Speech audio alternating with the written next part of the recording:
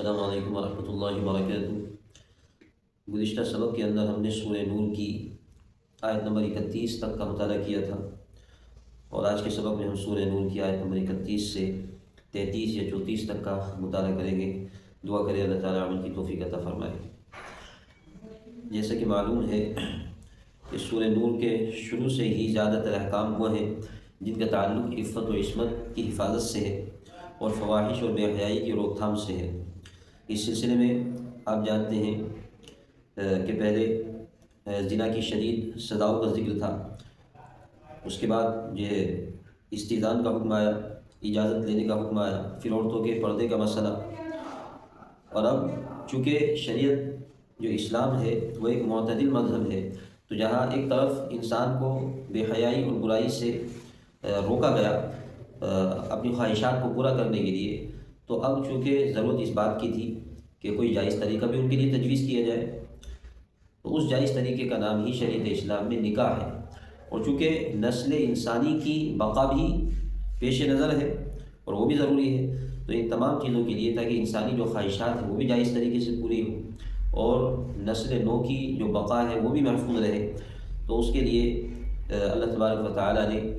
آزاد عورتوں کے اولیاء کو، اور اسی طرح جو غلام اور کنیزیں ہوا کرتی تھی اس وقت میں، ان کے آقاؤں کو یہ حکم دیا کہ ان میں جو بے نکاح ہے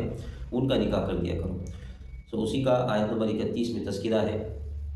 بسم اللہ الرحمن الرحیم وَأَنكِحُوا الْأَيَامَ مِنكُمْ وَالصَّالِحِينَ مِنْ عِبَادِكُمْ وَإِمَائِكُمْ، کہ لوگوں تم میں جو بے نکاح ہیں، ایامہ یہ ایمن کی جمع ہے، اس کے معنی آتے ہیں وہ مرد اور عورتیں جو بے نکاح ہوں، خواہ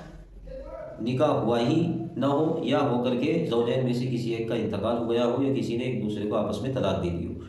تو ایامہ کے معنی جن کا نکاح فی الحال نہیں ہے، تو تم میں جو بے نکاح ہے، خواہ تمہارے غلام ہو یا باندیاں، تو تم ان کا نکاح کر دیا کرو۔ ان یکونوا فقراء یغنیہم اللہ من فضلہ، اگر وہ تنگ دست ہوں گے تو اللہ ان کو اپنے فضل سے غنی کر دے گا، اور اللہ کشادگی پیدا کرنے والا ہے، خوب جاننے والا ہے۔ نکاح کرتے وقت عام طور سے ذہن میں آدمی کے یہ ہوتا ہے کہ مسائل نہیں ہیں، پیسے نہیں ہیں، تو اس وجہ سے نکاح میں دیری ہو رہی ہوتی ہے۔ تو اگر انسان کے پاس بنیادی ضرورت پوری کرنے کے لیے مثلا بیوی کا خرچ اٹھا سکتا ہے، مہر ادا کر سکتا ہے، تو اس کے بعد اس کو نکاح کر لینا چاہیے۔ آگے کا جو کام ہے وہ اللہ تبارک و تعالیٰ فرمائیں گے، اس لیے کہ کشادگی دینے کا کام اللہ تبارک و تعالیٰ کا ہے۔ اب یہاں سوال یہ پیدا ہوتا ہے کہ نکاح واجب ہے یا سنت ہے یا مستحب ہے، یہ کیا ہے؟ تو دیکھیے اس سلسلے میں سب ائمہ کا اس پر اتفاق ہے کہ اگر آدمی کے پاس نکاح کی گنجائش ہے، وہ مہر ادا کر سکتا ہے، نفقہ برداشت کر سکتا ہے اپنی بیوی کا، اور اگر ایسی صورت میں وہ نکاح نہیں کرتا اور اس کو گناہ میں ملوث ہونے کا پورا خطرہ ہے، تو پھر اس کے ذمہ نکاح کرنا فرض ہے۔ اگر وہ نکاح نہیں کرے گا تو گنہگار ہوگا۔ اسی طرح سے اگر کوئی شخص نکاح کی قدرت نہیں رکھتا، نکاح کے اندر اس کو طاقت نہیں ہے نکاح کرنے کی، وہ مہر ادا نہیں کر سکتا، اس کو عورت بھی میسر نہیں ہے، نام و نفقہ برداشت نہیں کر سکتا، تو اس کا حکم اگلی آیت کے اندر آ رہا ہے۔ بہرحال جو آدمی نکاح کرنے کی طاقت رکھتا ہو تو اس کو خواہ مخواہ نکاح کے اندر دیری نہیں کرنی چاہیے۔ ایک مسند احمد کی ایک روایت ہے کہ حضرت عکاف سے رسول اللہ صلی اللہ علیہ وسلم نے پوچھا کہ کیا تمہاری زوجہ ہے؟ حضرت عکاف ایک صحابی ہیں، ان سے پوچھا کیا تمہاری زوجہ ہے؟ تو انہوں نے فرمایا، عرض کیا کہ نہیں۔ پھر آپ نے پوچھا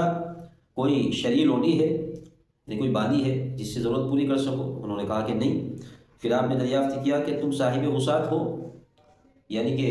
اپنی بیوی کا خرچہ برداشت کر سکتے ہو یا اسی طرح سے مہر ادا کر سکتے ہو؟ تو انہوں نے کہا کہ ہاں کر سکتا ہوں۔ تو پھر نبی علیہ السلام نے جواب میں فرمایا کہ تم تو شیطان کے بھائی ہو، اس لیے کہ تم نکاح نہیں کر رہے، تم شیطان کے بھائی ہو، اور فرمایا کہ ہماری سنت نکاح کرنا ہے، اور فرمایا کہ تم میں بدترین آدمی وہ ہے جو بے نکاح ہو، نکاح کرنے کی طاقت اس کے اندر ہے لیکن پھر بھی نکاح نہیں کرتا۔ فرمایا کہ وہ بے نکاح جو نکاح نہ کرے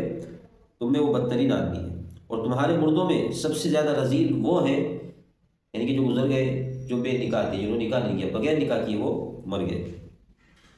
تو اس روایت کو بنیاد بنا کر بعض فقہا نے فرمایا ہے کہ جب اس انسان کے پاس گنجائش ہو، نان و نفقہ برداشت کر سکے، تو ایسی صورت میں نکاح کرنا اس پر فرض ہو جاتا ہے۔ اب جب بات آتی ہے کہ نکاح کرنے کی وسعت ہو، تو یہ نہیں سمجھنا چاہیے کہ وہ میری حال کا خرچ برداشت کر سکتا ہے یا 2-4 لاکھ روپے اس کے پاس ہونے چاہیے، یہاں صرف وسعت کی بات یہ ہو رہی ہے کہ وہ اپنا اور اپنی بیوی کا نان و نفقہ اٹھا سکے، تو ایسے وقت میں اس کو نکاح کرنا ضروری ہو جاتا ہے۔ اب اگلی آیت کے اندر کہ جو آدمی نکاح کی وسعت نہیں رکھتا اس کا بیان ہے وَلْيَسْتَعْفِفِ الَّذِينَ لَا يَجِدُونَ نِكَاحًا حَتَّىٰ يُغْنِيَهُمُ اللَّهُ مِنْ فَضْلِهِ، کہ وہ لوگ جو نکاح کی طاقت نہیں رکھتے تو انہیں صبر سے کام لینا چاہیے یہاں تک کہ اللہ ان کو اپنے فضل سے غنی کر دے۔ ہاں، یہاں جس کے پاس کوئی عورت میسر نہیں، اسی طرح سے وہ مہر نہیں ادا کر سکتا، نان و نفقہ ادا نہیں کر سکتا، تو اس کے لیے حکم یہ ہے کہ وہ صبر سے کام لے، جس کے لیے رسول اللہ صلی اللہ علیہ وسلم نے فرمایا کہ وہ کثرت سے روزے رکھے، اس لیے کہ روزے شہوت کو ختم کرتے ہیں،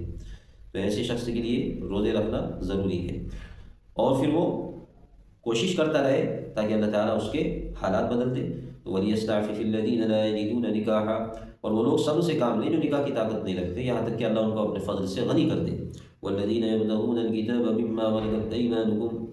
اب یہاں ایک اور ہدایات دی گئی ہے مالکان کو کہ جو غلام اور بانیہ تم سے بدلے کتابت چاہیں تو تم ان کو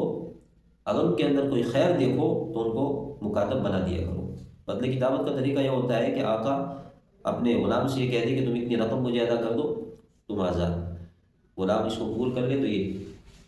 مکاتب بدلے کتابت ہو جاتا ہے۔ یا اسی طرح سے غلام اپنے آقا سے یہ کہے کہ میں آپ کو اتنی قیمت ادا کر دوں گا، آپ مجھے مکاتب بنا دیجیے، تو اگر آقا یہ کہہ دے کہ ہاں ٹھیک ہے اور وہ بدلے کتابت ادا کر دے تو وہ غلام آزاد ہو جاتا ہے، اسی کا نام ہے بدلے کتابت۔ تو یہاں ان کو یہ ہدایت دی جا رہی ہے مالکان کو کہ اگر تم سے کوئی بدلے کتابت ادا کرنا چاہے، یہ معاملہ کرنا چاہے تو تم ان کو مکاتب بنا دو۔ وَآتُوهُم مِّن مَّالِ اللَّهِ الَّذِي آتَاكُمْ، اور تم ان کو اس مال میں سے جو اللہ نے تم کو عطا کیا ہے دے دو۔ وَلَا تُكْرِهُوا فَتَيَاتِكُمْ عَلَى الْبِغَاءِ، اور تم اپنی نوجوان باندیوں کو زنا پر مجبور نہ کرو اگر وہ پاک دامن رہنا چاہیں۔ بعض لوگ ایسا کرتے تھے کہ اپنی جو باندیاں ہوتی تھی ان سے پیسے کمانے کے لیے وہ ان کو مجبور کیا کرتے تھے زنا پر، تو فرمایا کہ انہیں زنا پر مجبور نہ کرو اگر وہ پاک دامن رہنا چاہیں۔ لِتَبْتَغُوا عَرَضَ الْحَيَاةِ الدُّنْيَا، صرف اس لیے کہ تم کچھ دنیاوی ساز و سامان چاہتے ہو۔ وَمَن يُكْرِهُنَّ فَإِنَّ اللَّهَ مِن بَعْدِ إِكْرَاهِهِنَّ غَفُورٌ رَحِيمٌ، اب آگے جو مجبور کر دی جائے اس کام کے لیے تو ان کو تسلی ہے کہ اللہ تعالیٰ ان کے مجبور کیے جانے کے بعد بخشنے والا، رحم کرنے والا ہے۔ یہ آیت نمبر 33 تک کا مطالعہ ہوا۔ اللہ تعالیٰ ہم سب کو عمل کی توفیق عطا فرمائے۔